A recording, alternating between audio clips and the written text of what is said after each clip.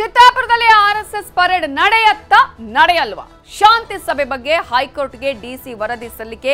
ವರದಿ ಆಧರಿಸಿ ವಿಭಾಗೀಯ ಪೀಠದಲ್ಲಿ ಅರ್ಜಿ ಆಲ್ರೆಡಿ ಆರಂಭ ಆಗಿದ್ದು ವಿಚಾರಣೆ ಆದ ನಂತರ ಇದೀಗ ಆರ್ಎಸ್ಎಸ್ ಪರೇಡ್ ನವೆಂಬರ್ 2ನೇ ತಾರೀಕು ನಡೆಯಲ್ಲ ಅನ್ನೋದನ್ನ ನಾವಿಲ್ಲಿ ಗಮನಿಸಬೇಕು. ಆದರೆ ಇದೀಗ ವಿಚಾರಣೆ ನಡೆಸಿರುವಂತಹ ಕೋರ್ಟ್ ಹೇಳಿರುವಂತದ್ದು ನವೆಂಬರ್ 5ಕ್ಕೆ ಶಾಂತಿ ಸಭೆಯನ್ನ ಮಾಡಿ ಅಂತ ಹೇಳಿ ಈಗಾಗಲೇ ನವೆಂಬರ್ 7ಕ್ಕೆ ಅರ್ಜಿಯ ವಿಚಾರಣೆಯನ್ನ ಇದೀಗ ಮುಂದೂಡಲಾಗಿದೆ. ಪ್ರಮುಖವಾಗಿ ಇಲ್ಲಿ ಗಮನಿಸಬೇಕಾಗಿರೋದು ಕಾಲಾವಕಾಶವನ್ನ ಸರ್ಕಾರದ ಪರ ವಕೀಲರು ಕೇಳಿದ್ರು. ನಮಗೆ 5ನೇ ತಾರೀಕಿನವರೆಗೂ ಕೂಡ ಕಾಲಾವಕಾಶವನ್ನ ನೀವು ಕೊಡಬೇಕು. ಕಾರಣ ಆ ಒಂದು ಕಾಲಾವಕಾಶ ಯಾಕೆ ಅಂತ ಹೇಳಿದ್ರೆ ಭದ್ರತೆಯ ದೃಷ್ಟಿಯಿಂದ ಭದ್ರತೆಯನ್ನ ಕೊಡಬೇಕು. ಆ ಕಾರಣಕ್ಕಾಗಿ ನಮಗೆ ಕಾಲಾವಕಾಶ ಬೇಕು ಅಂತ ಹೇಳಿದಾಗ ಎರಡೂ ಕಡೆಯ ವಕೀಲರಿಗೂ ಕೂಡ ಅಲ್ಲಿ ಒಂದಷ್ಟು ನೀವೇ ಡಿಸೈಡ್ ಮಾಡಿ ಅಂತ ನ್ಯಾಯಾಧೀಶರು ಹೇಳ್ತಾರೆ. ಆಗ ನವೆಂಬರ್ 5ನೇ ತಾರೀಕಿಗೆ ಮತ್ತೆ ಶಾಂತಿ ಸಭೆ ನಡೆಸೋದಿಕ್ಕೂ ಕೂಡ ಹೈಕೋರ್ಟ್ ಸೂಚನೆಯನ್ನ ಕೊಟ್ಟಿದೆ. ಇನ್ನು ನವೆಂಬರ್ 7ನೇ ತಾರೀಕಿನವರೆಗೂ ಕೂಡ ವಿಚಾರಣೆಯನ್ನ ಮುಂದೂಡಿಕೆ ಮಾಡಿದೆ. ಶಾಂತಿ ಸಭೆ ಆದ ನಂತರ ಯಾವ ರೀತಿಯಾಗಿ ಆ ಒಂದು ವರದಿ ಬರುತ್ತೆ, ಆ ವರದಿಯ ಆಧಾರದ ಮೇಲೆ ಈಗ ಹೈಕೋರ್ಟ್ ತೀರ್ಪು ಕೊಡುವಂತಹ ಸಾಧ್ಯತೆ ಇದೆ.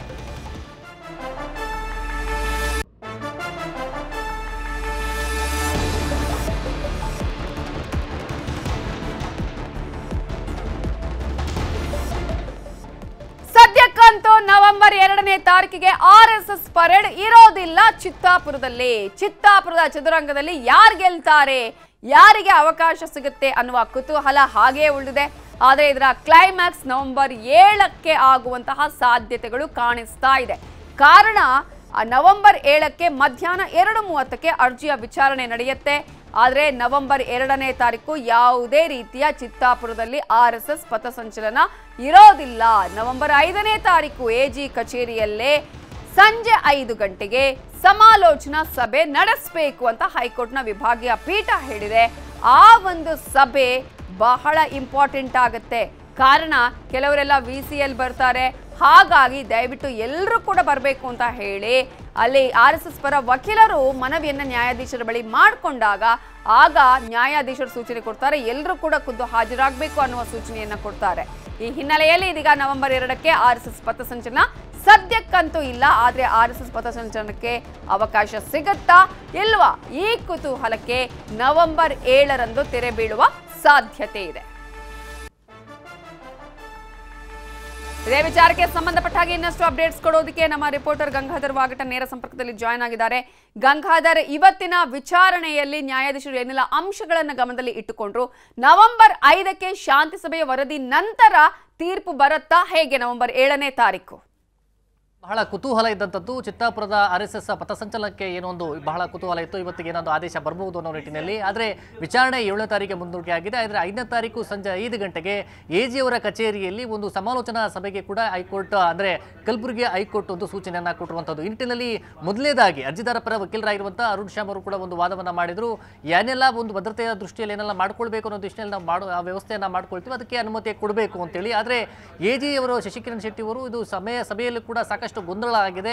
ಜಿದ್ದಾದಿದ್ದಿನ ನಿಟ್ಟಿನಲ್ಲಿ ಇದೆಲ್ಲ ಪಥಸಂಚಲನ ಮಾಡಲೇಬೇಕು 2ನೇ ತಾರೀಕು ಅಂತೇಳಿ ಮುಂದಾಗಿದ್ದಾರೆ. ಆದರೆ ಆಗೋದಿಲ್ಲ, ಅದು ಕಷ್ಟ ಸಾಧ್ಯ ಆಗುತ್ತೆ ಭದ್ರತಾ ದೃಷ್ಟಿಯಿಂದ ಅಂತೇಳಿ ಅವರು ಕೂಡ ವಾದ ಮಾಡಿದರು. ಆದರೆ 2ನೇ ತಾರೀಕು RSS ಪಥಸಂಚಲನ ಮಾಡೇ ಮಾಡ್ತೀವಿ ಅಂತ ಏನು ಮುಂದಾಗಿದ್ದು ಅದು ಈಗ ಸದ್ಯಕ್ಕೆ ಅದು ಮುಂದೂಡಿಕೆ ಆಗಿರುವಂಥದ್ದು. ಅದು 2ನೇ ತಾರೀಕು ಯಾವುದೇ ಕಾರಣಕ್ಕೂ ಅವತ್ತು RSS ಪಥಸಂಚಲನ ಇರೋದಿಲ್ಲ. 5ನೇ ತಾರೀಕು ಸಂಜೆ 5 ಗಂಟೆಗೆ ಬೆಂಗಳೂರಿನ AG ಅವರ ಒಂದು ಕಚೇರಿಯಲ್ಲಿ ಅವತ್ತು ಸಮಾಲೋಚನಾ ಸಭೆ ಆಗುತ್ತೆ. ನಂತರ ಆ ಒಂದು ನಿರ್ಧಾರದ ನಿಟ್ಟಿನಲ್ಲಿ 7ನೇ ತಾರೀಕು ವಿಚಾರಣೆ 2:30ಕ್ಕೆ ಪ್ರಾರಂಭ ಆಗುತ್ತೆ. ಅವತ್ತು ಆ ಒಂದು ವಿಚಾರಗಳ ಬಗ್ಗೆ ವಿಚಾರಣೆ ನಡೆಯುವಂಥ ಸಾಧ್ಯತೆ ಇದೆ.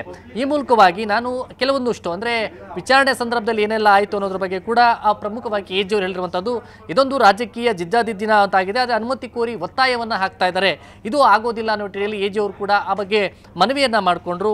ಆದರೆ ಪ್ರಮುಖವಾಗಿ ಇನ್ನೂ ಕೂಡ ಚರ್ಚೆ ಸಂಪೂರ್ಣವಾಗಿ ಆಗಿಲ್ಲ, ಹೀಗಾಗಿ ವಿಚಾರಣೆಯನ್ನು ಮುಂದೂಡಿಕೆ ಮಾಡಲೇಬೇಕು ಅಂತೇಳಿ ಕೂಡ ಅವರು ಕೂಡ AG ಶಶಿಕಿರಣ್ ಶೆಟ್ಟಿ ಅವರನ್ನು ಮನವಿಯನ್ನು ಮಾಡಿಕೊಂಡ್ರು. ಜೊತೆಗೆ ಈ ಒಂದು ಶಾಂತಿ ಸಭೆಯನ್ನು ಮಾಡುವಂಥ ನಿಟ್ಟಿನಲ್ಲಿ ಕೂಡ ಅವರು ಮನವಿ ಮಾಡಿಕೊಂಡಂಥ ಹಿನ್ನೆಲೆಯಲ್ಲಿ ಈಗ ಮುಂದೂಡಿಕೆ ಮಾಡಲಾಗಿದೆ. ಅದೇ ರೀತಿಯಾಗಿ ಪ್ರಮುಖವಾಗಿ ಅಂದರೆ ಎಲ್ಲರೂ ಕೂಡ ನೇರವಾಗಿ ಅಂದರೆ 5ನೇ ತಾರೀಕು ಬೆಂಗಳೂರಿನಲ್ಲಿ ಏನು ಒಂದು ಸಭೆ ಆಗುತ್ತೆ ಅವತ್ತು ಎಲ್ಲರೂ ಕೂಡ ನೇರವಾಗಿ ಭಾಗಿಯಾಗಬೇಕು ಅಂತೇಳಿ ಜಡ್ಜ್ ಅವರು ಕೂಡ ಸೂಚನೆಯನ್ನು ಕೊಟ್ಟರು. ಆದರೆ ಅರ್ಜಿದಾರ ಪರ ವಕೀಲರು ಅರುಣ್ ಶ್ಯಾಮ್ ಅವರು ಕೂಡ ಆ ಬಗ್ಗೆ ಅಂದರೆ ಕೆಲವರು VC ಮೂಲಕ ಹಾಜರಾಗ್ತೀವಿ ಅಂತೇಳಿ ಅವರು ಕೂಡ ಹೇಳಿದ್ರು.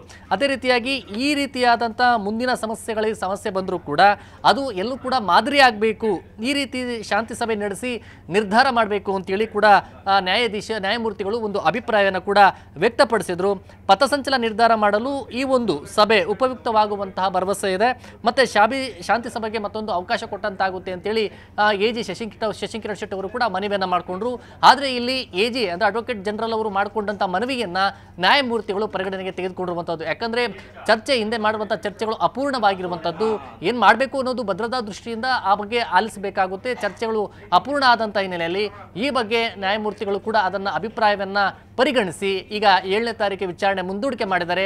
ಅದೇ ರೀತಿಯಾಗಿ 5ನೇ ತಾರೀಕು ಸಂಜೆ 5 ಗಂಟೆಗೆ ಬೆಂಗಳೂರಿನ AG ಕಚೇರಿಯಲ್ಲಿ ಅವರ ಕಚೇರಿಯಲ್ಲಿ ಈ ಒಂದು ಸಮಾಲೋಚನಾ ಸಭೆಯನ್ನು ನಡೆಸುವಂಥ ನಿಟ್ಟಿನಲ್ಲಿ ಸೂಚನೆಯನ್ನು ಕೊಟ್ಟಿರುವಂಥದ್ದು. ಈ ಮೂಲಕವಾಗಿ 2ನೇ ತಾರೀಕು ನಡೆಯಬೇಕಾದಂಥ ಚಿತ್ತಾಪುರದಲ್ಲಿ RSS ಪಥಸಂಚಲನ ಆ ಬಗ್ಗೆ ಇನ್ನೂ ಕೂಡ ಅದು ಕಗ್ಗಂಟಾಗಿರುವಂಥದ್ದು. ಈಗ ಅದು 7ನೇ ತಾರೀಕು ವಿಚಾರಣೆಯಲ್ಲಿ ಗೊತ್ತಾಗಬೇಕಾಗಿದೆ ಏನೆಲ್ಲ ಒಂದು ಬೆಳವಣಿಗೆಗಳಾಗುತ್ತೆ ಅನ್ನೋದು ಕೂಡ ನೋಡಬೇಕಾಗುತ್ತೆ. ಅವತ್ತಿನ ಒಂದು ಚರ್ಚೆಯಲ್ಲಿ ಏನೆಲ್ಲ ಅವರ ಅಭಿಪ್ರಾಯಗಳೆಲ್ಲ ವ್ಯಕ್ತವಾಗುತ್ತೆ, ಆ ಒಂದು ನಿಟ್ಟಿನಲ್ಲಿ ಏನು ಬೆಳವಣಿಗೆ ಆಗುತ್ತೆ ಅಂತ ಕೂಡ ನೋಡಬೇಕಾಗುತ್ತೆ. ನವಿತಾ ಜೈನ್. ಗಂಗಾಧರ್, ಈಗ 2ನೇ ತಾರೀಕು ಸಾಕಷ್ಟು ಸಂಘಟನೆಗಳು ಕೂಡ ನಮಗೆ ಪಥಸಂಚಲನಕ್ಕೆ ಅವಕಾಶ ಮಾಡಿಕೊಡ್ಬೇಕು ಅನ್ನುವಂತಹ ಮನವಿಯನ್ನು ಕೂಡ ಮಾಡ್ಕೊಂಡಿದ್ವು. ಸೊ ಯಾರಿಗೂ ಕೂಡ ಹಾಗಾದ್ರೆ ಅವತ್ತು ಅವಕಾಶ ಇಲ್ಲ ಅನ್ನೋದನ್ನ ನಾವಿಲ್ಲಿ ಪರಿಗಣನೆಗೆ ತೆಗೆದುಕೊಳ್ಳಬೇಕಾ ಹೇಗೆ? ಖಂಡಿತವಾಗಿಯೂ ಕೂಡ 2ನೇ ತಾರೀಕು ಒಂದು ಕಡೆ RSS ಪಥಸಂಚಲನ ಸೇರಿದಂತೆ ಬೇರೆ ಆ ಸಂಘಟನೆಗಳು ಕೂಡ ಅವತ್ತಿನ ಏನೋ ಒಂದು ಚರ್ಚೆ, ಒಂದು ಪಥಸಂಚಲನ, ಒಂದು ರ್ಯಾಲಿಯನ್ನು ಮಾಡಬೇಕು ಅಂತೇಳಿ ಒಂದು ಅರ್ಜಿಗಳನ್ನು ಹಾಕ್ಕೊಂಡಿದ್ರು. ಯಾವುದು ಕೂಡ ಅದಕ್ಕೆ ಅವಕಾಶ ಇಲ್ಲ. ಎಲ್ಲರೂ ಕೂಡ ಅವತ್ತು 5ನೇ ತಾರೀಕು ಸಂಜೆ ಸಮಾಲೋಚನಾ ಸಭೆ ಏನಾಗುತ್ತೆ AG ಅವರ ಕಚೇರಿಯಲ್ಲಿ ಅವತ್ತು ಪ್ರಮುಖರು ಯಾರು ಇರ್ತಾರೆ ಮತ್ತು ಅದಕ್ಕೆ ಸಂಬಂಧಪಟ್ಟಂತೆ DC ಅವರಾಗಿರ್ಬೋದು, SP ಅವರಾಗಿರ್ಬೋದು, ಅವರು ಕೂಡ ಒಂದು ಸಭೆಯಲ್ಲಿ ಭಾಗವಹಿಸ್ತಾರೆ. ಮತ್ತು ಅಭಿಪ್ರಾಯಗಳು ಯಾವ ರೀತಿ ವ್ಯಕ್ತವಾಗುತ್ತೆ ಅನ್ನೋದು ಕೂಡ ನೋಡಬೇಕಾಗುತ್ತೆ. ರಿಪೋರ್ಟ್ ಏನು ರೀತಿ ಸಬ್ಮಿಟ್ ಮಾಡ್ತಾರೆ ಅದು ಕೂಡ ನೋಡಬೇಕಾಗುತ್ತೆ. ಆದರೆ ಪ್ರಮುಖವಾಗಿ ಜಡ್ಜ್ ಕೂಡ ಅಂದರೆ ನ್ಯಾಯಮೂರ್ತಿಗಳು ಪ್ರಮುಖವಾಗಿ ಇರುವಂಥದ್ದೇ ಬೇಗ ನಿರ್ಧಾರ ಮಾಡಿ ಏನು ಅಂತ ಕೂಡ ಅದು ಮಾಹಿತಿಯನ್ನು ನೀಡಬೇಕು. ಯಾವತ್ತು ಮೀಟಿಂಗ್ ಎಲ್ಲಿ ಸಭೆಯನ್ನು ಮಾಡಬೇಕು ನಿಟ್ಟಿನಲ್ಲಿ ಎಲ್ಲ ಕೂಡ ಚರ್ಚೆಗಳಾದಂಥ ಅಂದರೆ ಮಾಹಿತಿಯನ್ನು ಕೇಳಿದಂಥ ಸಂದರ್ಭದಲ್ಲಿ AG ಅವರೇ ಅದನ್ನು ಹೇಳಿದ್ದಾರೆ, ತಮ್ಮ ಕಚೇರಿ ಬೆಂಗಳೂರಲ್ಲಿ ಸಭೆಯನ್ನು ಮಾಡ್ತೀವಿ ಅಂತೇಳಿ. ಆದರೆ ಆ ಸಭೆಯಲ್ಲಿ ಏನು ನಿರ್ಣಯ ಆಗುತ್ತೆ ಅವತ್ತು ಅವರ ಅಂದರೆ ಅವರ ಅಭಿಪ್ರಾಯಗಳು ಯಾವ ರೀತಿ ವ್ಯಕ್ತವಾಗುತ್ತೆ, ಒಂದು ಕಡೆ ಅರ್ಜಿದಾರರು ಏನೆಲ್ಲ ಒಂದು ಮನವಿಗಳನ್ನು ಅವತ್ತು ಮಾಡಿಕೊಳ್ತಾರೆ, ಅದಕ್ಕೆ ರೆಸ್ಪಾನ್ಸ್ DC ಅವರು ಯಾವ್ದು ಕೂಡ ಆಗ್ತಾರೆ, ಭದ್ರತಾ ದೃಷ್ಟಿಯಿಂದ ಏನೆಲ್ಲ ಒಂದು ಕ್ರಮಗಳನ್ನು ಕೈಗೊಳ್ಳುವಂಥ ನಿಟ್ಟಿನಲ್ಲಿ ಏನು ಬೆಳವಣಿಗೆ ಆಗುತ್ತೆ, ಅವತ್ತು ರಿಪೋರ್ಟನ್ನು 7ನೇ ತಾರೀಕು ವಿಚಾರಣೆ ಸಂದರ್ಭದಲ್ಲಿ 2:30ಕ್ಕೆ ಏನು ಕೊಡ್ತಾರೆ ಅನ್ನೋದು ಕೂಡ ಬಹಳ ಕುತೂಹಲ ಇದೆ, ಅವತ್ತು ನೋಡಬೇಕಾಗುತ್ತೆ. ಅದರ ಸದ್ಯದ ಮಟ್ಟಿಗೆ 2ನೇ ತಾರೀಕು ಯಾವುದೇ ರೀತಿಯಾದಂಥ ಪಥಸಂಚಲನ ಚಿತ್ತಾಪುರದಲ್ಲಿ ಆಗೋದಿಲ್ಲ. ನವಿತಾ ಜೈನ್. ಎಸ್, ಆದರೆ ಈಗ ಶಾಂತಿ ಸಭೆಯಲ್ಲಿ ಏನು ನಿರ್ಧಾರ ಆಗುತ್ತೆ ಅನ್ನುವಂತಹ ಕುತೂಹಲದ ಜೊತೆಗೆ ಮೊನ್ನೆ ತರನೇ ಆದರೆ ಮತ್ತಷ್ಟು ರೀತಿಯ ಕಗ್ಗಂಟಾಗುವಂತಹ ಚಾನ್ಸಸ್ ಕೂಡ ಇರುತ್ತೆ. ಇನ್ನೊಂದು ಕಡೆ ಈಗ ಬೇರೆ ದಿನಾಂಕವನ್ನು ಏನಾದರೂ ಮತ್ತೆ ಹೇಳುವಂತಹ ಸಾಧ್ಯತೆಗಳು ಇದೆಯಾ? RSS ಪಥಸಂಚಲನಕ್ಕೆ ಈ ದಿನಾಂಕದಂದು ನಮಗೆ ಅವಕಾಶ ಮಾಡಿಕೊಡಿ ಅಂತ ಮನವಿ ಮಾಡಿಕೊಳ್ಳುವಂಥದ್ದು, ಅನುಮತಿಯನ್ನು ಕೇಳುವಂತಹ ಸಾಧ್ಯತೆಗಳು ಇದೆಯಾ ಇಲ್ಲಿ? ಪ್ರಮುಖವಾಗಿ ಅರ್ಜಿದಾರ ಪರ ವಕೀಲರಾಗಿರ್ಬೋದು, ಮತ್ತೊಂದು ಕಡೆ AG ಅವರು ಕೂಡ ಒಂದು 5ನೇ ತಾರೀಕು ವಿಚಾರಣೆ ಮುಂದೂಡಿಕೆಗೆ ಅವರಿಬ್ಬರು ಕೂಡ ಒಪ್ಪಿಗೆಯನ್ನು ಪಡೆದಿದ್ದಾರೆ. ಇವರಿಬ್ಬರ ಒಪ್ಪಿಗೆಯ ಸಂದರ್ಭದಲ್ಲಿ ಈಗ 5ನೇ ತಾರೀಕು ಅವತ್ತು ತೀರ್ಮಾನ ಆಗಲೇಬೇಕಾಗಿರುವಂಥ ಒಂದು, ಯಾಕಂದರೆ ಇವರು ಮತ್ತೆ 2 ಬಾರಿ ವಿಚಾರಣೆಗಳನ್ನು ಮುಂದೂಡಿಕೆ ಮಾಡಿಕೊಂಡಿರುವಂಥದ್ದು. ಇದಕ್ಕೆ ಮತ್ತೆ ಅರ್ಜಿದಾರರು ಒಪ್ಪೋದಿಲ್ಲ ಅನ್ನೋ ಕಾಣಿಸುತ್ತೆ. ಹೀಗಾಗಿ ಅವತ್ತಿನ ದಿನ 5ನೇ ತಾರೀಕು ಒಂದು ತೀರ್ಮಾನ ಆಗಬೇಕಾಗುತ್ತೆ. ಪಥಸಂಚಲನ ನಿಟ್ಟಿನಲ್ಲಿ RSS ಕಡೆಯಿಂದ ಅರ್ಜಿದಾರರಾಗಿರ್ಬೋದು ಅಥವಾ ಉಳಿದ ಸಂಘಟನೆಗಳೇನು ಅರ್ಜಿಯನ್ನು ಹಾಕ್ಕೊಂಡಿದ್ರು 2ನೇ ತಾರೀಕೆ ನಾವು ಪಥಸಂಚಲನ ಮಾಡಬೇಕು ಅಂತೇಳಿ, ಈ ನಿಟ್ಟಿನಲ್ಲಿ ಅವತ್ತು ಅರ್ಜಿದಾರರ ಪರ ವಕೀಲರಾಗಿರ್ಬೋದು ಮತ್ತು ಸರ್ಕಾರದ ಕಡೆಯಿಂದ ಏನೆಲ್ಲ ಅವತ್ತು ತೀರ್ಮಾನಗಳಾಗುತ್ತೆ ಅನ್ನೋ ನಿಟ್ಟಿನಲ್ಲಿ ಅವತ್ತು ಬೆಳವಣಿಗೆಗಳೇನಾಗುತ್ತೆ ನೋಡಬೇಕಾಗುತ್ತೆ. ಆ ರಿಪೋರ್ಟನ್ನು ಒಮ್ಮತದ ಒಂದು ಅವರು ಏನೊಂದು ಮಾಹಿತಿಯನ್ನು ಅವರ ಒಂದು ಅಭಿಪ್ರಾಯಗಳನ್ನು ಹಂಚಿಕೊಳ್ತಾರೆ, ಅದನ್ನು ರಿಪೋರ್ಟನ್ನು ಕೊಡ್ತಾರೆ. ಒಂದು ವೇಳೆ ಏನಾದರೂ ಅವತ್ತು ಕಗ್ಗಂಟಾದಂಥ ಸಂದರ್ಭದಲ್ಲಿ ಇಲ್ಲ ನಾವು ಒಂದೇ ದಿನ ಮಾಡಬೇಕು ಅನ್ನೋ ನಿಟ್ಟಿನಲ್ಲಿ ಏನಾದರೂ ಎರಡೂ ಕಡೆಯಿಂದ ಏನಾದರೂ ಅರ್ಜಿದಾರರು ಒತ್ತಾಯ ಮಾಡಿದಂಥ ಸಂದರ್ಭದಲ್ಲಿ ಅದನ್ನು ಕೂಡ ನೇರವಾಗಿ ಹೈಕೋರ್ಟ್ಗೆ ಕೊಡುವಂಥ ಸಾಧ್ಯತೆಗಳಿರುತ್ತೆ. ಅದು ಹೈಕೋರ್ಟ್ ಯಾವ ರೀತಿ ಒಂದು ನಿರ್ದೇಶನವನ್ನು ಕೊಡುತ್ತೆ ಅನ್ನೋದು ಕೂಡ ನೋಡಬೇಕಾಗುತ್ತೆ. ಈಗ 5ನೇ ತಾರೀಕು ಸಂಜೆ ಏನು AG ಅವರ ಕಚೇರಿಯಲ್ಲಿ ಅವತ್ತು ಏನು ಸಮಾಲೋಚನಾ ಸಭೆಯಲ್ಲಿ ಏನೆಲ್ಲ ನಿರ್ಣಯಗಳಾಗುತ್ತೆ, ಅವತ್ತಿನ ಅಭಿಪ್ರಾಯಗಳು ಯಾವ ರೀತಿ ಅರ್ಜಿದಾರರಿಂದ ವ್ಯಕ್ತ ಆಗುತ್ತೆ ಅನ್ನೋದು ಕೂಡ ನೋಡಬೇಕಾಗುತ್ತೆ. Namita Jain. Okay, thank you Gangadhar ವಾಗಟ ಡೀಟೇಲ್ಸ್ಗೆ. ಸ್ವಚ್ಛತಾ ಅಭಿಯಾನ ಎಷ್ಟೇ ಮಾಡಿದ್ರು ಕೂಡ ನಮ್ಮ ಜನರಿಗೆ ಎಷ್ಟೋ ಸಂದರ್ಭದಲ್ಲಿ ಬುದ್ಧಿ ಬರುವ ಹಾಗೆ ಕಾಣಿಸ್ತಾ ಇಲ್ಲ. ನಾವೆಲ್ಲ ಹೋಗ್ತೀವಿ ಅಲ್ಲೇ ಕಸಗಳನ್ನ ಬಿಸಾಡುವಂತಹ ಪದ್ಧತಿ ಇನ್ನೂ ಕೂಡ ಕಡಿಮೆ ಆಗಿಲ್ಲ. ರಸ್ತೆ ಬದಿ ಕಸ ಎಸೆದವರ ಮನೆಗೆ ಬರ್ತಾ ಇದೆ ಕಸ ವಾಪಸ್. ಬೇಕಾಬಿಟ್ಟಿ ಎಲ್ಲೆಂದ್ರಲ್ಲಿ ನಮ್ಮ ಮನೆ ಮುಂದೆ ಇರಬಾರ್ದು, ಎಲ್ಲಿ ಬೇಕಾದ್ರೂ ಇಲ್ಲಿ ಅಂತ ಹೇಳಿ ಕಸ ಎಸಿತಾರಲ್ಲ ಅಂತವರಿಗೆ ಇದೀಗ GBA ಶಾಕ್ ಕೊಡ್ತಾ ಇದೆ. GBA ಕೊಟ್ಟಂತಹ ಶಾಕ್ ಹೇಗಂತ ಹೇಳಿದ್ರೆ ನೀವು ಎಲ್ಲಿ ಕಸವನ್ನ ಹಾಕಿದ್ರು ಆ ಕಸವನ್ನ ಹುಡುಕುವಂತಹ ಕೆಲಸ ಯಾರು ಈ ತರ ಮಾಡಿದ್ದಾರೆ ಅಂತ ಹೇಳಿ ನೋಡಿ ಅವರ ಮನೆ ಮುಂದೆಯೇ ಕಸವನ್ನ ಹಾಕಲಾಗತ್ತೆ. ಬೆಂಗಳೂರಲ್ಲಿ ಜಿಬಿಎ ಕಸ ಸುರಿಯುವ ಹಬ್ಬವನ್ನ ಈಗ ಮಾಡ್ತಾ ಇದೆ. ರಸ್ತೆ ಬದಿ ಕಸ ಎಸೆಯೋರಿಗೆ ಬಿಸಿ ಮುಟ್ಟಿಸಿದೆ ಜಿಬಿಎ. ಕಸ ಎಸೆಯೋರ ವಿಡಿಯೋವನ್ನ ಮಾರ್ಷಲ್ಸ್ ಚಿತ್ರೀಕರಿಸಿದ್ದಾರೆ. ಕಸ ಎಸೆಯೋರ ಮನೆ ಮುಂದೆನೇ ಕಸ ಸುರಿದು ಅವರಿಗೆ ವಾರ್ನಿಂಗ್ ಅನ್ನ ಕೊಟ್ಟಿದ್ದಾರೆ. ಕೇವಲ ವಾರ್ನಿಂಗ್ ಮಾತ್ರ ಅಲ್ಲ, ಅಲ್ಲಿ ದಂಡವನ್ನ ಕೂಡ ವಿಧಿಸಲಾಗ್ತಾ ಇದೆ. ಬೆಂಗಳೂರಿನ ಒಟ್ಟು 190 ವಾರ್ಡ್ಗಳಲ್ಲಿ ಈ ಅಭಿಯಾನವನ್ನ ಶುರು ಮಾಡಲಾಗಿದ್ದು ಪ್ರತಿ ವಾರ್ಡ್ನ ಒಂದು ಮನೆ ಮುಂದೆ ಕಸ ಸುರಿದು ಜಾಗೃತಿಯನ್ನ ಮೂಡಿಸುವ ಕೆಲಸವನ್ನ ಮಾಡಲಾಗ್ತಾ ಇದೆ. 1000ರಿಂದ 10,000 ರೂಪಾಯಿ ದಂಡ ವಿಧಿಸಲು ಕೂಡ ತೀರ್ಮಾನವನ್ನ ಕೈಗೊಳ್ಳಲಾಗಿದ್ದು ದಂಡ ವಿಧಿಸಿ ಮತ್ತೆ ಜಿಬಿಯಿಂದಲೇ ಕಸ ತೆರವು ಕಾರ್ಯವನ್ನ ಮಾಡಲಾಗ್ತಾ ಇದೆ. ನಿಮಗೆ ಎಲ್ಲ ದೃಶ್ಯಗಳನ್ನ ತೋರಿಸ್ತಾ ಇದೀವಿ. ದೃಶ್ಯ 1ರಲ್ಲಿ ಹೊಸಕೆರೆ ಹಳ್ಳಿಯ ದೃಶ್ಯ. ಯಾರು ಈ ರೀತಿಗೆ ಕಸವನ್ನ ಹಾಕಿದ್ರು ಅವರನ್ನ ಹುಡುಕಿ ಅವರ ಮನೆ ಮುಂದೆನೆ ಜಿಬಿಎ ಅಲ್ಲಿ ಮಾರ್ಷಲ್ಸ್ ಬಂದು ಅಲ್ಲಿ ಕಸವನ್ನ ಹಾಕ್ತಾರೆ. ಅವರಿಗೆ ಹೇಳುವಂತಹ ಕೆಲಸ ಆಗತ್ತೆ, ಅವರಿಗೆ ಅರಿವು ಮೂಡಿಸುವ ಕೆಲಸ ಜೊತೆಗೆ ದಂಡವನ್ನ ಕೂಡ ಅಲ್ಲಿ ವಿಧಿಸಲಾಗತ್ತೆ. ಆನಂತರ ಅಲ್ಲಿನ ಕಸ ತೆಗೆಯುವಂತಹ ಸಿಬ್ಬಂದಿಯೇ ಮತ್ತೆ ಬಂದು ಕಸವನ್ನ ವಾಪಸ್ ತೆಗೆದುಕೊಂಡು ಹೋಗ್ತಾರೆ. ಇದನ್ನ ಅರಿವು ಮೂಡಿಸುವಂತಹ ನಿಟ್ಟಿನಲ್ಲಿ ಮಾಡ್ತಾ ಇದ್ದಾರೆ. ಈಗ ದೃಶ್ಯ 2ರಲ್ಲೂ ಕೂಡ ನೀವು ಇಲ್ಲಿ ಗಮನಿಸಬಹುದು. ಬೆಂಗಳೂರಿನ ಮಂಜುನಾಥ ನಗರದಲ್ಲೂ ಕೂಡ ಇಂಥದ್ದೇ ಒಂದು ರೀತಿಯ ಅಭಿಯಾನ ಆಗ್ತಾ ಇದೆ. ಆಲ್ಮೋಸ್ಟ್ 190 ವಾರ್ಡ್ಗಳಲ್ಲಿ ಈ ರೀತಿಯ ಅಭಿಯಾನವನ್ನ ಮಾಡಿ ಜನತೆಗೆ ಅರಿವು ಮೂಡಿಸುವ ಕೆಲಸವನ್ನ ಮಾಡಲಾಗ್ತಾ ಇದೆ. ಮತ್ತೊಂದು ಕಡೆ ದೃಶ್ಯಗಳಲ್ಲಿ ತೋರಿಸ್ತಾ ಇದ್ದೀವಿ. ಈಗಾಗಲೇ ಬೆಂಗಳೂರಿನ ಮತ್ತೊಂದು ವಾರ್ಡ್ನಲ್ಲಿ ಈ ಒಂದು ಕಸ ಅಭಿಯಾನವನ್ನ ಮಾಡಲಾಗ್ತಾ ಇದೆ. ಎಲ್ಲೆಂದ್ರಲ್ಲಿ ಕಸ ಹಾಕ್ತಾ ಇದ್ದ ಗುಜರಿ ಅಂಗಡಿ ಮಾಲೀಕರಿಗೂ ಕೂಡ ಇದೀಗ ಜಿಬಿಎ ಅವರು ಬಿಸಿಯನ್ನ ತಟ್ಟಿಸಿದ್ದಾರೆ. ಕಾರಣ ಅವರು ಎಲ್ಲೆಂದ್ರಲ್ಲಿ ಕಸ ಬಿಸಾಡ್ತಾ ಇದ್ರಲ್ಲ, ಗುಜರಿ ಅಂಗಡಿ ಮಾಲೀಕರಿಗೂ ಕೂಡ ಇದೀಗ ಅದೇ ಕಸ ವಾಪಸ್ ತಂದು ಗುಜರಿ ಅಂಗಡಿ ಹತ್ರವನ್ನೇ ಹಾಕಿದ್ದಾರೆ. ಬೆಂಗಳೂರು ಘನತ್ಯಾಜ್ಯ ನಿರ್ವಹಣೆ ಸಂಸ್ಥೆಯಿಂದ ಎಚ್ಚರಿಕೆ ನೀಡಲಾಗಿದೆ. ಹೊಸಕೆರೆ ಹಳ್ಳಿ ದತ್ತಾತ್ರೇಯ ನಗರದಲ್ಲಿದೆ ಗುಜರಿ ಅಂಗಡಿ. ಮಾರ್ಷಲ್ ಸಿಬ್ಬಂದಿಗಳಿಂದ ಗುಜರಿ ಮಾಲೀಕರಿಗೆ ಎಚ್ಚರಿಕೆ ನೀಡಲಾಗಿದೆ. ಇನ್ಮುಂದೆ ಕಸ ಎಸೆಯಲ್ಲ ಅಂತ ಹೇಳಿ ಈ ಸಂದರ್ಭದಲ್ಲಿ ನ್ಯೂಸ್ 18ಗೆ ಗುಜರಿ ಮಾಲೀಕರು ಸ್ಪಷ್ಟನೆಯನ್ನ ಕೊಟ್ಟಿದ್ದಾರೆ.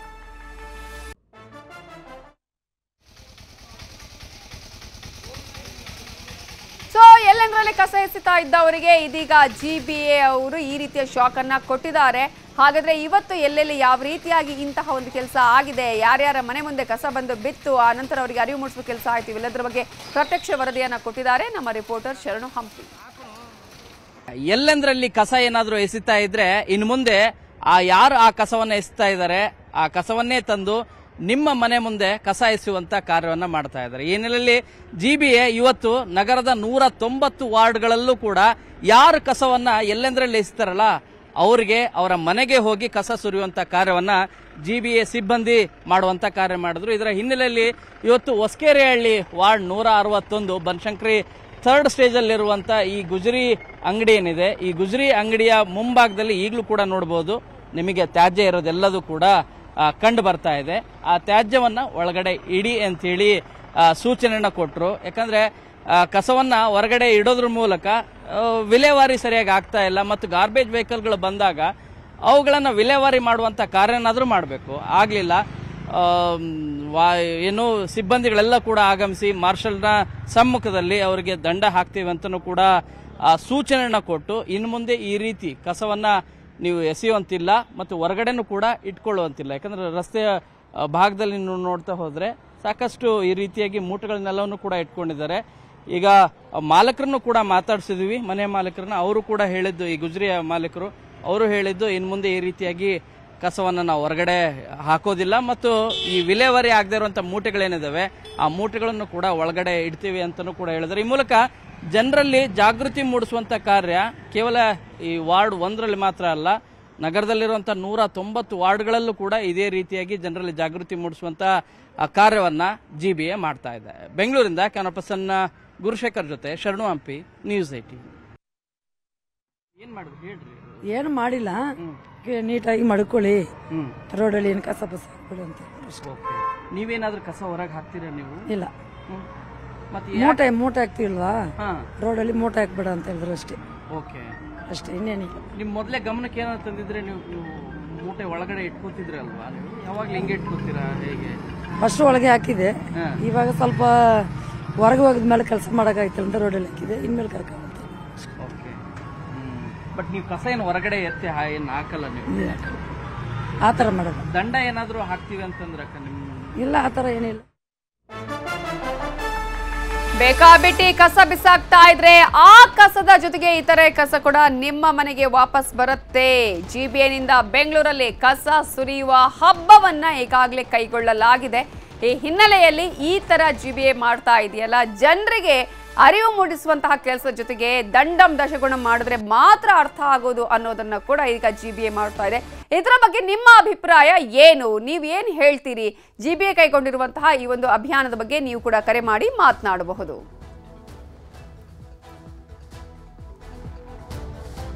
ಇದೇ ವಿಚಾರಕ್ಕೆ ಸಂಬಂಧಪಟ್ಟಾಗೆ ಮಾತನಾಡೋದಕ್ಕೆ ನಮ್ಮ ಜೊತೆ ಇದೀಗ ಪ್ರದೀಪ್ ಅನ್ನುವರು ಕರೆ ಮಾಡಿದ್ದಾರೆ. ನಮಸ್ತೆ ಪ್ರದೀಪ್ ಅವರೇ. ನಮಸ್ಕಾರ ಮೇಡಮ್. ಪ್ರದೀಪ್ ಅವರೇ, ನಿಮಗೆ ಬೆಂಗಳೂರಲ್ಲಿ ಕಸ ಸುರಿಯುವ ಹಬ್ಬ ಅಂತ ಹೇಳಿ ಜಿಬಿಎ ಮಾಡ್ತಾ ಇದೆ 190 ವಾರ್ಡ್ಗಳಲ್ಲಿ. ಇದ್ರ ಬಗ್ಗೆ ಗಮನದಲ್ಲಿ ಇದೆಯಾ? ಗೊತ್ತಿದೆಯಾ? ಇದು ಗೊತ್ತೈತೆ ಮೇಡಮ್. ನಿಮ್ ಟಿವಿ ಮುಖಾಂತರವಾಗಿ ಎಲ್ಲರಿಗೂ ಅವೇರ್ನೆಸ್ ಆಗ್ತೈತೆ, ಎಲ್ಲರಿಗೂ ಗೊತ್ತಾಗ್ತೈತೆ. ಆದ್ರೆ ಇದು ಕಸ ಸುರಿತಾರೆ, ಅದ್ರ ಬಗ್ಗೆ ನಂದೊಂದು ಮಾಹಿತಿ ಕೊಡ್ಬೇಕು ಮೇಡಮ್. ಈಗ ಕಸ ಸುರಿಬಾರ್ದು ಅಂತ ಹೇಳ್ತಿರಲ್ಲ, ಈಗ ಕಸನ ತಾಂಡೋಕೆ ಗಾಡಿಗಳು ಬರ್ತವೆ. ಆದ್ರೆ ಆ ಗಾಡಿಗಳು ಸಣ್ಣ ಸಣ್ಣ, ನಾವು ಮಾತಾಡ್ತಿರೋದು ಅವಿನಿ ರೋಡ್, ಚಿಕ್ಕಪೇಟೆ, ಈಗ ಸಣ್ಣ ಸಣ್ಣ ಜಾಗಗಳೆಲ್ಲ ಇರ್ತವೆ, ಎಲ್ಲ ಇರ್ತವೆ. ಈಗ ಕಸ ಹಾಕಕ್ಕೆ ಒಂದು ಸ್ಪಾಟ್ ಫಿಕ್ಸ್ ಮಾಡಿದಾಗ ಅಲ್ಲಿಗೆ ಹೋಗ್ಬಿಟ್ಟು ಜನ ಕಸ ಹಾಕ್ತಾರೆ. ಆಗ ತಳ್ಳ ಗಾಡಿಯವರೆಲ್ಲ ಬರ್ತಾರೆ, ಯಾರೋ BBMP ಅವರೆಲ್ಲ ಬರ್ತಾರೆ, ಅವ್ರಿಗೆ ತಗೊಂಡೋಗಕ್ಕಾಗುತ್ತೆ. ಆದ್ರೆ ಕಸ ಸುರಿಯಕ್ಕೆ ಅಂತ ಒಂದು ಸಣ್ಣ ಜಾಗ ಏನ್ ಮಾಡಿ ಫಸ್ಟ್ ತೊಟ್ಟಿ ತರ ಏನ್ ಮಾಡ್ತಿರಲ್ಲ, ಆ ತರದ ಏನಾದ್ರು ಒಂದ್ ಮಾಡಿದಾಗ ಎಲ್ಲ ಚೆನ್ನಾಗಿರುತ್ತಲ್ವಾ? ಯಾಕಂದ್ರೆ ಇದು ಚಿಕ್ಕ ಪುಟ್ಟ ಜಾಗ ಇರೋದ್ರಿಂದ ಎಲ್ಲಿಗೆ ಆಗ್ಬೇಕು ಅದಕ್ಕೊಂದು ಮಾಹಿತಿಗಳು ಕೊರತೆ ಐತೆ. ಯಾಕೆ ಒಬ್ರೊಬ್ರು ಬರ್ತಾರೆ, ಎಲ್ಲಿ ಬೇಕಲ್ಲಿ ಬಿಸಾಕ್ ಹೋಗ್ತಾರೆ. ನಾವ್ ಹೇಳಿ ನಮ್ ಕಡೆ ಜಗಳ ಆಗ್ಬಿಟ್ಟು ನಾವು ಎಷ್ಟೋ ಸತಿ ಹೇಳಿ ಸಾಕಾಯ್ತು. ಈಗ ಅವ್ರು ಹೇಳ್ತಾರೆ ನಮ್ ಗಾಡಿ ಬರಕ್ಕಾಗಲ್ಲ, ನಾವ್ ಏನ್ ಮಾಡೋಣ ಅಂತ ಕೇಳ್ತಾರೆ, ಯಾರೋ ಪೌರತ್ವ ಇಲಾಖೆಯವರು, BBMP ಅವರು. ಈಗ ಇದಕ್ಕೆ ನಾವು ಏನ್ ಮಾಡ್ಬೇಕು? ಸರ್ಕಾರದವ್ರ ಕಡೆಯಿಂದ ಏನಾದ್ರು ಮಾಡ್ಬೇಕು. ಇವಾಗ ಕಸ ಹಾಕ್ಬೇಕು ಅಂದ್ರೆ ಎಲ್ಲಿಂದ? ಒಂದು ರೀತಿಯ ಕಸ ಹಾಕೋದಕ್ಕೆ ಒಂದು ಮತ್ತೆ ಅವಕಾಶ ಅಲ್ಲಿ ಇರುವ ಹಾಗೆ ಆಗ್ಬೇಕು ಅನ್ನೋದನ್ನ ನೀವು ಕೇಳ್ಕೊಳ್ತಾ ಇದ್ದೀರಿ. ಇದನ್ನ ಅವರ ಗಮನಕ್ಕೆ ತರುವಂತಹ ಕೆಲಸವನ್ನ ಕೂಡ ನಾವು ಮಾಡ್ತೀವಿ. Thank you so much Pradeep ಅವರೇ, ನ್ಯೂಸ್ 18 ಜೊತೆ ಮಾತನಾಡಿದ್ದಕ್ಕಾಗಿ. ನನ್ನೇ ಲೇಔಟಿಂದ ಹರ್ಷ ಅನ್ನೋರು ಕರೆ ಮಾಡಿದ್ದಾರೆ. ಹರ್ಷ ಅವರೇ ನಮಸ್ತೆ. ನಮಸ್ತೆ ಮೇಡಮ್. ಹರ್ಷ ಅವರೇ, ಬೆಂಗಳೂರಲ್ಲಿ ಕಸ ಸುರಿಯೋ ಹಬ್ಬದ ಬಗ್ಗೆ ನಿಮ್ ಗಮನಕ್ಕೆ ಬಂದಿದ್ಯಾ? ಬಂದಿದೆ ಮೇಡಮ್. ಈಗ ನಾನು ನೋಡ್ತಾ ಇದ್ದೀನಿ, ನಿಮ್ದು ಚಾನಲ್ ನೋಡಿದೆ ಮೇಡಮ್. ಇಲ್ಲಿ ಏನಾಗುತ್ತೆ, ನಮ್ಮ ಗೌರ್ಮೆಂಟ್ ಸಡನ್ ಅಂತ ವೇಕಪ್ ಆಗ್ಬಿಡುತ್ತೆ, ಸಡನ್ ಅಂತ ಒಂದು ರೂಲ್ಸ್ ತಂದ್ಬಿಡುತ್ತೆ. ಬಟ್ ಆ ರೂಲ್ಸ್ ತರಕ್ಕಿಂತ ಮುಂಚೆ ಪ್ರಾಸ್ ಅಂಡ್ ಕಾನ್ಸ್ ಏನ್, ಅದರಿಂದ ಏನ್ ಸಮಸ್ಯೆಯಿಂದ ಜನ ಸುರಿತಾ ಇದಾರೆ ಅನ್ನೋದ ಒಂದು ಸಣ್ಣ ಅನಲೈಸ್ ಮಾಡೋದಿಲ್ಲ, ಅದ್ರ ಬಗ್ಗೆ ಡಿಸ್ಕಸ್ ಮಾಡೋದಿಲ್ಲ, ಅದನ್ನ ಜನಕ್ಕೆ ಮುಟ್ಸೋದಿಲ್ಲ. ಈಗ ನೋಡಿ, ಈಗ ಫಾರ್ ಎಕ್ಸಾಂಪಲ್ ಹೇಳ್ತೀನಿ, ಈಗ ಬೆಂಗಳೂರಲ್ಲಿ ಅಟ್ಲೀಸ್ಟ್ ಒಂದು 20 to 30% ಇಬ್ರು ಕೆಲ್ಸಕ್ಕೆ ಹೋಗ್ತಿರ್ತಾರೆ. IT ಇಂಜಿನಿಯರ್ ಇರ್ಬೋದು, ಬೇರೆ ಇರ್ಬೋದು. ಸೊ ಈ ಟೈಮಿಂಗ್ಸ್ ಎಲ್ಲಿ ಫಿಕ್ಸ್ ಮಾಡಿದ್ದಾರೆ? ಈಗ ಅವ್ರು ಹೋಗ್ಬೇಕೀಗ ಬೆಳಿಗ್ಗೆ 5 ಗಂಟೆಗೆ ಹೋಗ್ತಾರೋ, 6 ಗಂಟೆಗೆ ಹೋಗ್ತಾರೋ, ಅವ್ರಿಗೆ ಸೊಲ್ಯೂಷನ್ ಏನ್ ಕೊಟ್ಟಿದ್ದಾರೆ? ಗಾಡಿ ಬರುತ್ತೆ, ಗಾಡಿಗೆ ಟೈಮಿಂಗ್ ಫಿಕ್ಸ್ ಮಾಡಿದಾರಾ? ಇಲ್ಲ ಓಕೆ, ಯಾರು ಕೆಲ್ಸಕ್ಕೆ ಹೋಗೋರು ಅವ್ರ ಮನೆ ಮುಂದೆ ಎಲ್ಲಾರ ಒಂದು ಇಟ್ಟೋಗಂಗೆ ಒಂದು ಏನಾರ ಒಂದು ಆಪ್ಷನ್ ಇದೆಯಾ? ಒಣ ಕಸ, ಹಸಿ ಕಸ ಅಂತ ಒಂದೇನೋ ಮಾಡಿದ್ರು, ಇದುವರೆಗೂ ಎಷ್ಟು ಪಾಲನೆ ಮಾಡಿದ್ದಾರೆ? ಅಮ್ಮ ದುರಂತ ಏನಂದ್ರೆ, ಇಲ್ಲಿವರೆಗೂ ಒಂದು ಪ್ಲಾಸ್ಟಿಕ್ ನ ನಿಷೇಧ ಮಾಡಕ್ ಆಗ್ತಾ ಇಲ್ಲ ಬೆಂಗಳೂರಂತ ಸಿಟಿಲಿ. ಇದು ಕಣ್ಣಿಗೆ ಎದ್ದು ಕಾಣುತ್ತೆ ಇದು ಗೌರ್ಮೆಂಟ್ ಎಷ್ಟು ಅಸಡ್ಡೆ ಅಂತ. ಇದೆಲ್ಲ ಮಾಡೋದೇನ್ ಗೊತ್ತಾ? ಈಗ ಇದು ಫೈನ್ ನೋಡಿ, ಈಗಿನೂ ನೋಡ್ತಾ ಇದ್ದೆ, ಅಂಗಡಿ ಮುಂದೆ ಈಗ ಇದಿಡಬಾರ್ದು, ಬೋಲ್ಡ್ ಇಡಬಾರ್ದು ಅಂತ ಹೊಸ ರೂಲ್ಸ್ ಬಂದಿದೆ. ಪೊಲೀಸರು ಎತ್ಕೊಂಡು ಹೋಗಿದ್ದಾರೆ, ಯಾರಿಗೂ ನೋಟಿಸ್ ಕೊಟ್ಟಿಲ್ಲ, ಯಾರಿಗೂ ಹೇಳಿಲ್ಲ, ಒಂದು ಅವೇರ್ನೆಸ್ ಕ್ರಿಯೇಟ್ ಮಾಡಿಲ್ಲ. ಈಗ ಸಡನ್ ಅಂತ ಬನ್ನಿ ಬೋಲ್ಡ್ ತಗೊಂಡೋಗಿ 100 ರೂಪಾಯಿ ಕೊಡಿ ಅಂತ. ಸೊ ಇದು ಹೆಂಗೆ ಅಂದ್ರೆ, ಅವರೇ ಬಿಟ್ಬಿಡೋದು, ಆಮೇಲೆ ಅವರೇ ಬಂದ್ಬಿಟ್ಟು ಏನೋ ಒಂದು ಟ್ಯಾಪೆ ಮಾಡ್ಬಿಡೋದು, ಆಮೇಲೆ ಒಂದು 2 ತಿಂಗಳು ನಡೆಸ್ಬಿಡೋದು, ಕಲೆಕ್ಷನ್ ಮಾಡ್ಕೊಂಡ್ಬಿಡೋದು, 3ನೇ ತಿಂಗಳು ಕೈ ಬಿಟ್ಬಿಡೋದು. ಎಸ್, ನಿಜ. ಒಂದ್ ಕಡೆ ಸಮಸ್ಯೆಗಳು, ಮತ್ತೊಂದು ಕಡೆ ಅವೇರ್ನೆಸ್ ಕೂಡ ಆಗ್ಬೇಕು ಅನ್ನುವಂಥ ವಿಚಾರ ಹೇಳಿದ್ರೆ. Thank you so much news 18 ಜೊತೆ ಮಾತನಾಡಿದಕ್ಕಾಗಿ. ಹರಿಪ್ರಸಾದ್ ಅನ್ನೋರು ಕರೆ ಮಾಡಿದ್ದಾರೆ. ಹರಿಪ್ರಸಾದ್ ಅವರೇ ನಮಸ್ತೆ. ಮೇಡಮ್ ನಮಸ್ಕಾರ. ಹೇಳಿ. ನಾನು ಥರ್ಡ್ ಬ್ಲಾಕ್ ಜಯನಗರಿಂದ ಮಾತಾಡೋದು. ಓಕೆ. ನಮ್ದು ಇದು ಅಪಾರ್ಟ್ಮೆಂಟ್, ಆಕ್ಚುಲಿ 10 ಮನೆ ಇದೆ. ಅಪಾರ್ಟ್ಮೆಂಟ್ ಎಲ್ಲ ಓನರ್ಸ್ ಹತ್ರ ಎಲ್ಲ ಮುಂಚೆನೆ BBMPನವರು ಈ ವರ್ಷ ಟ್ಯಾಕ್ಸ್ಗೆ ಸಾಕತ್ತ ದುಡ್ಡು ಹಾಕಿ ಎಳೆದ್ಬಿಟ್ಟು ಗಾರ್ಬೇಜ್ ಕ್ಲಿಯರಿಂಗ್ ಚಾರ್ಜಸ್ ಅಂತ ಹೇಳ್ಬಿಟ್ಟು ದುಡ್ಡು ಕಲೆಕ್ಟ್ ಮಾಡ್ಕೊಂಡು ತೊಗೊಂಡೋಗ್ಬಿಟ್ಟಿದ್ದಾರೆ. ಅದೀಗ ಒಬ್ರು ಬಂದು ಕಸ ಆಯ್ತಲ್ಲ ಮನೆ ಮುಂದೆ ಬಂದು, ಮುಂಚೆ ಎಲ್ಲ ಗಾಡಿ ಬಂದು ಇವರು ಬರೋರು, ಏನು ವರ್ಕರ್ಸ್ ಬಂದು ಗಾಡಿ ತಗೊಂಡೋಗೋರು. ಆ ವರ್ಕರ್ಸ್ಗೆ ಗಾಡಿ ಕೊಟ್ಟಿಲ್ಲ, ಯಾವುದೋ ಒಂದು ಬ್ಯಾಗ್ ಕೊಟ್ಟಿರ್ತಾರೆ, ಆ ಬ್ಯಾಗ್ ಅಲ್ಲಿ ಊದು ಕೆಳ್ಕೊಂಡು ಹೋಗ್ತಾರೆ ಅವರು. ಅರ್ಧ ರೋಡಲ್ಲೇ ಬಿದ್ದಿರುತ್ತೆ, ಅರ್ಧ ಇದಿರುತ್ತೆ. ಆಮೇಲೆ ಮೋರ್ ಓವರ್ ಅದಕ್ಕೆ ಸೂಪರ್ವೈಸ್ ಮಾಡೋದಕ್ಕೆ ಒಬ್ಬ ಇವ್ರು ಇಲ್ಲ. ಇದೇ ಕಾರ್ಪೊರೇಟ್ಗಳು ಇರ್ಬೇಕಾದ್ರೆ ನಾವು ಕಾರ್ಪೊರೇಟ್ರಿಗೆ ಒಬ್ಬ ಇದು ಮಾಡಿ ಕಂಪ್ಲೇಂಟ್ ಮಾಡ್ದ ಅಂತಂದ್ರೆ ಅರ್ಧ ಗಂಟೆಲಿ ಕ್ಲಿಯರ್ ಆಗ್ತಿತ್ತು. ಈಗ ಕಾರ್ಪೊರೇಟರ್ ಇಲ್ಲ, ಇವಾಗ ಇನ್ನೊಬ್ರು ಇಲ್ಲ, ಕೇಳೋರು ಇಲ್ಲ. ಇಲ್ಲಿ MLA ಮಾತು, MLA ಇಲ್ಲ, ಇದು ಅಬ್ಸ್ಕಾಂಡಿಂಗು, ಅವ್ರು ಸಿಗ್ತಾನೆ ಇಲ್ಲ, ಕೈಗೆ ಸಿಗಲ್ಲ ಅವರು. ಈ ತರ ಇವರು ಒಂದು BBMP ಅವ್ರಿಗೆ ಯಾರೇ ಹೇಳಿದ್ರು ಇದು ಮಾಡಲ್ಲ. ನಮ್ಮ ಹತ್ರ ಮುಂಚೆನೆ ಟ್ಯಾಕ್ಸ್ಗಳೆಲ್ಲ ಕಟ್ಕೊಂಡು ನಾವು ಮೇಡಮ್ ಇವಾಗ 10 ಮನೆ ಇರೋದ್ರಿಂದ 3 ಡ್ರಮ್ ಇಟ್ಬಿಟ್ಟಿದೀವಿ. ಇದು ಒಂದು ಏನು ಡ್ರೈ ವೇಸ್ಟ್ ಒಂದು, ವೆಟ್ ವೇಸ್ಟ್ ಒಂದು, ಮತ್ತೆ ಇನ್ನೊಂದು ಇದಕ್ಕೆ ಏನು ಗ್ಲಾಸ್ ಗೀಸು ಆಳು ಮೂಳು ಇದೆಲ್ಲ 3 ಡ್ರಮ್ ಇಟ್ಟು ನಾವು ಇದು ಪ್ರತಿ ಮನೆಯಿಂದ ದುಡ್ಡು ಕಲೆಕ್ಟ್ ಮಾಡಿ ಇಲ್ಲಿ ಮನೆ ಇದು BBMP ವರ್ಕರೇ ಅವ್ರು ಆಕ್ಚುಲಿ ಅವ್ರಿಗೆ ಕೊಟ್ಬಿಟ್ಟು ಅವ್ರು ತಗೊಂಡೋಗಿ ಅವರೆಲ್ಲ ಕ್ಲಿಯರ್ ಮಾಡ್ಕೊಂಡ್ ಬರ್ತಾ ಇದ್ದಾರೆ.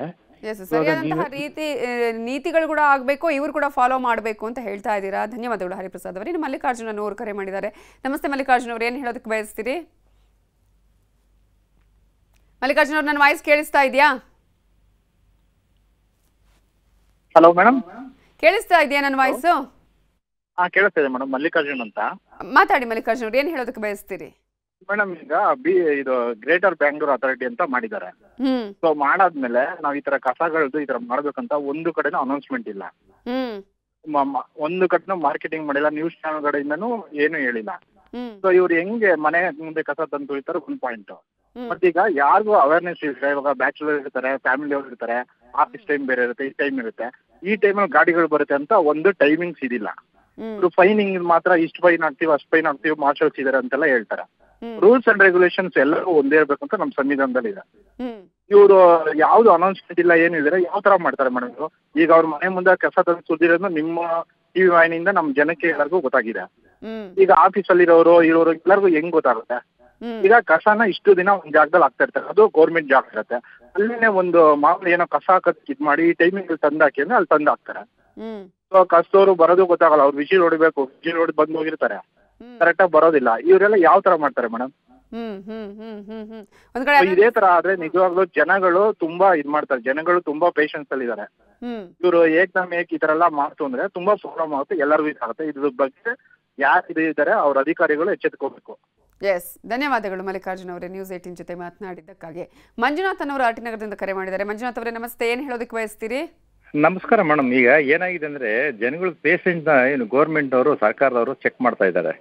ಏನಾಗಿದೆ ಅಂದ್ರೆ ಮೇಡಮ್, ಬೆಳಿಗ್ಗೆ ಕಸನ ಇವರು ಟೈಮ್ ಟು ಟೈಮ್ ಕರೆಕ್ಟ್ ಆಗಿ ಬಂದ್ರೆ ಕಸ ಹಾಕಕ್ಕೆ ಏನ್ ಯೋಚನೆ ಇಲ್ಲ ಮೇಡಮ್. ಇವ್ರು ಏನಾಗುತ್ತೆ ಅಂದ್ರೆ ನೋಡಿ, ಈಗ ನಾವು ಬೆಳಗ್ಗೆ ನಾನು ಆಕ್ಚುಲಿ ಹೇಳ್ಬೇಕಂದ್ರೆ 8 ಗಂಟೆಗೆ ಹೋಗ್ಬೇಕಾದ್ರೆ ಇವ್ರು ಬರೋದು 12 ಗಂಟೆ 12:30 ಬರ್ತಾರೆ. ಏನ್ ಮಾಡ್ತಾರೆ ಅಂದ್ರೆ ಈ ಅಪಾರ್ಟ್ಮೆಂಟ್ಸ್ಗಳು, ಹೋಟ್ಲುಗಳು, ಕಮರ್ಷಿಯಲ್ ಇದೆಯಲ್ಲ ಅಲ್ಲಿ ಮೇನ್ ಕಸ ತುಂಬಿಸ್ಕೊಂಡು ಲೋಡ್ ತುಂಬಿಸ್ಕೊಂಡು ಬಂದು ಅದು ಎತ್ಕೊಂಡ್ ಬರ್ತಾರೆ, ಸುಮ್ಮನೆ ತೀಟೆಚಾರಿ ವಿಜಿಲ್ ಹೊಡ್ಬಿಟ್ಟು ಹೊಟ್ಟೋಗ್ತಾರೆ. ಈ ಮೇನ್ ಏನಂದ್ರೆ ಮೇಡಮ್, ಈ ಜನಗಳಿಗೆ ಅವೇರ್ನೆಸ್ ಕೊಡೋ ಬದಲಾಗಿ ಅಧಿಕಾರಿಗಳು ಅವೇರ್ನೆಸ್ ಕೊಡ್ಬೇಕು ನಾವು. ಯಾಕಂದ್ರೆ ಅವರು ನೆಟ್ಟಿಗೆ ಮಾಡಿದ್ರೆ ಮೇಡಮ್ ಯಾರು ಕಸ ತಂದು ಯಾರ ಮನೆ ಮುಂದೆ ಕಸ ಹಾಕಕ್ಕೆ ಇಷ್ಟಪಡಲ್ಲ. ಇವ್ರು 2 ದಿನ 3 ದಿನ ಬರಲ್ಲ, ಕೇಳಿದ್ರೆ ಲಾರಿ ಕೆಟ್ಟೋಗಿದೆ, ನಮ್ಗೆ ಡಂಪ್ ಮಾಡಕ್ ಜಾಗ ಇಲ್ಲ ಅಂತಾರೆ. ಆಮೇಲೆ ನಾವು ಹೋಗಿ ನೋಡಿದ್ರೆ ಇಷ್ಟೊತ್ತು ವಿಡಿಯೋನು ಮಾಡಿದೀನಿ ಸರ್, ಅಪಾರ್ಟ್ಮೆಂಟ್ಸ್ ಮುಂದೆಗಡೆ ಹೋಗ್ಬಿಟ್ಟು ತುಂಬಿಸ್ಕೊಂತಾ ಇರ್ತಾರೆ. ಅವ್ರ ಅಪಾರ್ಟ್ಮೆಂಟ್ ತಂದು ಹಾಕಲ್ಲ, ಅವ್ರೆಲ್ಲ ಇಟ್ಟಿರ್ತಾರೆ, ಇವ್ರು ಹೋಗಿ ಕರ್ಕೊಂಡು ಮನೆ ನೋವು ಎತ್ಕೊಂಡ್ ಹಾಕ್ತಾರೆ. ಉಲ್ಟಾ ಏನ್ ಮಾಡಿದ್ರೆ ನಮಗೆ ಟ್ಯಾಕ್ಸ್ ಅಲ್ಲಿ ಒಂದು ಕಿಚನ್ಗೆ 100 ರೂಪಾಯಿ ಅಂತ ಬೇರೆ ಟ್ಯಾಕ್ಸ್ ಹಾಕ್ತಾ ಇದ್ದಾರೆ. ಇವ್ರು ಇಷ್ಟ ಬಂದ ಕಾನೂನು ಮಾಡ್ಕೊಂಡು ಹೋಗ್ತಿರೋ ಜನ ಒಂದೆಲ್ಲ ಒಂದ್ಸಲ ರಚಿಕೆ ಹೇಳ್ತಾರೆ. ಯಾಕಂದ್ರೆ ಮೇಡಮ್ ಇವು ಅಧಿಕಾರಿಗಳು ಇಲ್ಲ ಮೇಡಮ್. ಈಗ ನೋಡಿ, ಕಾರ್ಪೊರೇಷನ್ ಅಲ್ಲಿ ಕೌನ್ಸಿಲರ್ಗಳು ಇಲ್ಲ, ಈ ಅಧಿಕಾರಿಗಳು ಅಧಿಕಾರಿಗಳು ಫೋನ್ ಮಾಡಲ್ಲ, ಆಫೀಸ್ಗಳಿಗೆ ಆಫೀಸ್ಗಳಲ್ಲಿ ಸಿಗಲ್ಲ. ಸರ್ ಈಗ ಕಸ 2 ದಿನ ಬಂದಿಲ್ಲ ಅಂತ ಹೇಳಿದ್ರೆ ಕಳ್ಸಿಕೊಡ್ತೀವಿ ಅಂತ ಹೇಳಿದ್ರೆ 3 ದಿವಸ ಕಸ ಇದು ಬರೋದಿಲ್ಲ. ಅವ್ರು ಏನ್ ಮಾಡಿದ್ರೆ 3 ದಿನ 4 ದಿನ ಕಸ ಮನೆ ಇಟ್ಕೊಳಕ್ಕಾಗುತ್ತೆ ಮೇಡಮ್. ಈಗ ಜನಗಳಿಗೆ ಅವೇರ್ನೆಸ್ ಕೊಡೋದು ಮುಖ್ಯ ಅಲ್ಲ ಮೇಡಮ್, ಈ ಅಧಿಕಾರಿಗಳು ಅವೇರ್ನೆಸ್ ಕೊಡಬೇಕು. BBMP ಅಧಿಕಾರಿಗಳು ಬೆಂದ್ಲ ಫಸ್ಟ್ ಆಫ್ ಆಲ್ ಅವ್ರು ಸೇರಿಲ್ಲ, ಅವ್ರ ಜೊತೆಗೆ ಈ ಶಾಸಕರು MLA ಅವರು ಸೇರಿಲ್ಲ. ಮುಖ್ಯವಾಗಿ ಅವ್ರನ್ನ ಕರೆದು ಇದು ಮಾಡಲ್ಲ, ಅಧಿಕಾರಿಗಳು ಕೂಡ ಇದ್ರ ಬಗ್ಗೆ ಗಮನವನ್ನ ವಹಿಸಬೇಕು. ಏನೇನು ಆಗ್ತಾ ಇದೆ, ಯಾವ ರೀತಿ ಸಿಬ್ಬಂದಿ ಅಲ್ಲಿ ಕೆಲಸ ಮಾಡ್ತಾ ಇದ್ದಾರಾ ಇಲ್ವಾ ಅನ್ನೋದ್ರ ಬಗ್ಗೆ. ಥ್ಯಾಂಕ್ ಯು ಮಂಜುನಾಥ್ ಅವರೇ ನ್ಯೂಸ್ 18 ಜೊತೆ ಮಾತನಾಡಿದ್ದಕ್ಕಾಗಿ. ಯೋಗೇಶ್ ಅವರು ವಿಜಯನಗರದಿಂದ ಕರೆ ಮಾಡಿದ್ದಾರೆ. ಯೋಗೇಶ್ ಅವರೇ ನಮಸ್ತೆ, ಏನ್ ಹೇಳೋದಕ್ಕೆ ಬಯಸ್ತೀರಿ? ಇದು ಅಭಿಯಾನ ಏನ್ ಮಾಡ್ತಿದ್ರೆ ಚೆನ್ನಾಗಿದೆ, ಆಕ್ಚುಲಿ ಗುಡ್ ಥಿಂಗ್ ಮಾಡ್ತಿರೋದು. ಬಟ್ ಅವೇರ್ನೆಸ್ ಕೊಡ್ಬೇಕಿತ್ತು ಮೊದ್ಲೇನೆ. ಮತ್ತೆ ಇದು ಏನಾಗಿದೆ ಅಂತಂದ್ರೆ, ಇದು ಎಲ್ಬೇಕಲ್ಲಿ ಡಂಪ್ ಮಾಡ್ತಿರೋದು ತುಂಬಾ ಕಡೆ ಇಟ್ಟಿದ್ದಾರೆ. ಅಂದ್ರೆ ಒಂದು ಚಿಕ್ಕ ಬ್ಯಾಗ್ಗಳನ್ನ ಇಟ್ಟಿದ್ದಾರೆ, ಒಂದು ಮೆಟಾಲಿಕ್ ಬ್ಯಾಗ್ಗಳನ್ನ ಇಟ್ಟಿದ್ದಾರೆ. ಅಲ್ಲಿ ತಗೊಂಡೋಗಿ ಜನಗಳು ಹಾಕಲ್ಲ ಮೋಸ್ಟ್ ಆಫ್ ಆಲ್. ಮತ್ತೆ ನೈಟ್ ಟೈಮ್ ಬರ್ತಾರೆ, ಒಂದು 11:30 10:30 ಆತರ ಬಂದು ನೋಡಿ ಹಾಕಿ ಹೋಗ್ತಾರೆ. ಹೌದು, ಆ ತರ ಅಂದ್ರೆ ಅವ್ರಿಗೆ ಗೊತ್ತಿರುತ್ತೆ. ಈಗ ಒಂದು ಸ್ಟ್ರೀಟ್ ಇದೆ, ಸ್ಟ್ರೀಟ್ ಎಂಡಲ್ಲಿ ಹಾಕೋಗಿರ್ತಾರೆ, ಅಲ್ಲಿ ಇವ್ರು ಕ್ಯಾಮ್ರಾಗಳನ್ನ ಹಾಕ್ಬೇಕು. ಕ್ಯಾಮ್ರಾಗಳು ಹಾಕಿ ಅವ್ರು ಯಾರು ಹಾಕ್ತಿದಾರೆ ಏನ್ ಅವ್ರಿಗೆ ಫೈನ್ ಇನ್ನೂ ಜಾಸ್ತಿ ಮಾಡ್ಬೇಕು, 25,000 ವರೆಗೂ ಮಾಡ್ಲೇಬೇಕಿದೆ. ಇದನ್ನ ಜನಗಳು ಕಲಿಯಲ್ಲ. ಇದು ಅಧಿಕಾರಿಗಳಿಂದ ಅಂತಲ್ಲ, ಜನಗಳು ನಾವು ಕರೆಕ್ಟ್ ಮಾಡ್ಕೊಬೇಕಿದ್ರೆ ನಮ್ಗೆ ಅಲ್ವಾ ಫೈನಲಿ ಇದು ಅಲ್ಟಿಮೇಟ್ಲಿ ನಮ್ಗೇನೆ ಎಫೆಕ್ಟ್ ಆಗೋದು. ಎಸ್, ನಿಜ. ಎಸ್, ಒಳ್ಳೆ ಮಾತನ್ನ ಹೇಳಿದ್ರಿ. Thank you so much Yogesh ಅವರೇ ನ್ಯೂಸ್ 18 ಜೊತೆ ಮಾತನಾಡಿದಕ್ಕಾಗಿ. ಮನೆ ಮುಂದೆ ಕಸ ಸುರಿಯೋ GBA ಅಧಿಕಾರಿಗಳೇ ಇತ್ತ ಗಮನಿಸಿ. ಒಂದ್ ಕಡೆ ಜನ ಹೇಳ್ತಿದ್ದಾರೆ ಕಸದ ಗಾಡಿ ಬರಲ್ಲ, ಬಂದ್ರೂ ಟೈಮ್ಗೆ ಸರಿಯಾಗಿ ಸಿಗಲ್ಲ. ಮೊದಲು ಇದನ್ನ ಸರಿಪಡಿಸಿ ಅಂತ ಹೇಳ್ತಾ ಇದ್ದಾರೆ ಸಾರ್ವಜನಿಕರು. ನೀವು ಯಾವುದೋ ಒಂದು ಅವೇರ್ನೆಸ್ ಅನ್ನ ಮಾಡುವಂಥದ್ದು, ಕ್ಯಾಂಪೇನ್ ಅನ್ನ ಮಾಡುವಂತಹ ವಿಚಾರ ಇದೆ, ಜನ ಇದ್ದಂತಹ ಸಮಯದಲ್ಲಿ ಮಾಡಬೇಕು, ಜನರಿಗೆ ಅದರ ಬಗ್ಗೆ ಫಸ್ಟ್ ನೀವು ಅರಿವನ್ನ ಮೂಡಿಸಬೇಕು ಅನ್ನೋದನ್ನ ಹೇಳ್ತಾ ಇದ್ದಾರೆ. ಕಸದ ಟ್ಯಾಕ್ಸ್, ಮನೆಯಲ್ಲೂ ಟ್ಯಾಕ್ಸ್ ಸಂಗ್ರಹ ಮಾಡ್ತೀರಾ, ಮೊದಲು ಕಸದ ಗಾಡಿಗಳು ಬರಲಿ, ಸಿಬ್ಬಂದಿಗೆ ಕಸ ಸಂಗ್ರಹಿಸೋದಿಕ್ಕೆ ಹೇಳಿ. ಇದು ನ್ಯೂಸ್ 18 ಮೂಲಕ ಜನ ನಿಮಗೆ ಕೊಟ್ಟಂತಹ ಸಲಹೆ. ನೀವು ಇಲ್ಲಿ ಬರ್ತೀರಾ, ಕಸವನ್ನ ಹಾಕ್ತೀರಾ, ಆಮೇಲೆ ಅವರಿಗೆ ನಾವು ಫೈನ್ ಹಾಕ್ತೀವಿ ಅಂತ ಹೇಳಿ ಹೋಗ್ತೀರಾ. ಆದ್ರೆ ಅರಿವು ಮೂಡಿಸುವ ಕೆಲಸ ಮೊದಲು ಆಗ್ಬೇಕಾಗತ್ತೆ. ಮೊದಲು ನಿಮ್ಮ ಇಲಾಖೆಯಲ್ಲಿ ಏನಾಗ್ತಾ ಇದೆ ಅಥವಾ ಆ ಒಂದು GBA ಅಲ್ಲಿ ಏನು ಆಗ್ತಾ ಇದೆ, ಯಾವ ರೀತಿಯಾಗಿ ಸಿಬ್ಬಂದಿಗಳು ಅಲ್ಲಿ ಕೆಲಸ ಮಾಡ್ತಿದ್ದಾರೆ, ಕಸವನ್ನ ತಗೊಂಡು ಹೋಗ್ತಾ ಇದ್ದಾರಾ ಇಲ್ವಾ, ಕಸದ ಗಾಡಿ ಸರಿಯಾದಂತ ಟೈಮ್ಗೆ ಬರ್ತಾ ಇದೆಯಾ ಇಲ್ವಾ, ಇವೆಲ್ಲವನ್ನ ಕೂಡ ಮೊದಲು ನೀವು ಗಮನ ಹರಿಸಿ ಚೆಕ್ ಮಾಡಬೇಕಾಗತ್ತೆ. ಪರಿಶೀಲನೆ ಮಾಡಿ ಏನಾಗ್ತಾ ಇದೆ, ಯಾವ ರೀತಿಯಾಗಿ ಸಾರ್ವಜನಿಕರು ಇದರಿಂದಲೇ ಸಮಸ್ಯೆಯನ್ನು ಅನುಭವಿಸ್ತಾ ಇದ್ದಾರೆ, ನಿಜವಾಗ್ಲೂ ಕೂಡ ಬೇಕಂತಾನೆ ಕಸವನ್ನ ಸುರಿತಾ ಇದ್ದಾರಾ, ಕೇರ್ಲೆಸ್ ಮಾಡ್ತಾ ಇದ್ದಾರಾ, ಇದನ್ನ ಅಧಿಕಾರಿಗಳು ಫಸ್ಟ್ ಗಮನವನ್ನ ವಹಿಸಬೇಕಾಗುತ್ತೆ. ಆ ನಂತರ ಅರಿವು ಮೂಡಿಸುವ ಕೆಲಸವನ್ನ ನೀವು ಈ ತರ ದಂಡ ಹಾಕುವಂತ ಕೆಲಸವನ್ನ ಮಾಡಬೇಕು ಅಂತ ಹೇಳಿ ಸಾರ್ವಜನಿಕರು ಇದೀಗ ನ್ಯೂಸ್ 18 ಕನ್ನಡದ ಮೂಲಕ ಅಧಿಕಾರಿಗಳಿಗೆ ಮನವಿಯನ್ನ ಮಾಡಿಕೊಳ್ತಾ ಇದ್ದಾರೆ. ಮೊದಲು ಕಸ ಸಿಬ್ಬಂದಿ ಏನು ಕಸವನ್ನ ಸಂಗ್ರಹಿಸೋದಕ್ಕೆ ಇದಾರಲ್ಲ, ಅವರನ್ನ ಮೊದಲು ಕಸ ಸಂಗ್ರಹಿಸೋದಕ್ಕೆ ಹೇಳಿ ಅಂತ ಹೇಳಿ ಜನ ನಿಮ್ಗೆ ಸಲಹೆಯನ್ನ ಕೊಟ್ಟಿದ್ದಾರೆ.